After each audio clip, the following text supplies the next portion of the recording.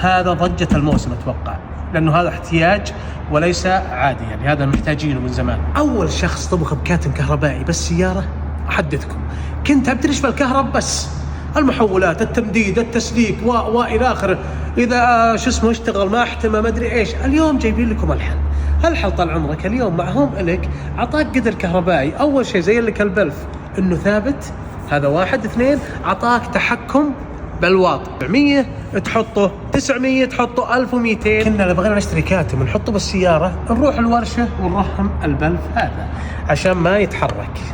حلو. هوم إلك جابوا لك من المصنع جاهز، تضغط من هنا للتقفيلة، شفت شلون ثابت، تضغط فره تشيل. شوف البلف يا عزيزي ثابت. بغيته قدر كاتم كهربائي مندي أو منتو يغلي، يجي معه كوب وملعقة، يجي معه سلك، ويجي غير لاصق اللي هو تيفال داخل. جميل. طيب نبي نشغله الحين، تقرب للشاشة.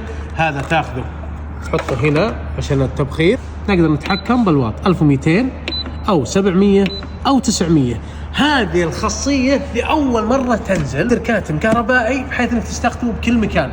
بعض الناس يطلع الكوخ ابو ضعيف، الاسلاك ضعيفة، حطوا على الواط الأقل. طبعا واط أقل حرارة أقل، لازم نتفق على الشيء ذا، وموجودة وموضحة بالكرتون لو تقرأ. كل حرارة له مقياس جانبي كم كامل. هذا اللي كنا نحتاجه بالتنقلات، سواء كرفان أو سيارة يعني شاصي ونيت، كنا نحتاج هذا الشيء. والآن موجود بين يديك مع ضمان 3 سنوات من هوم.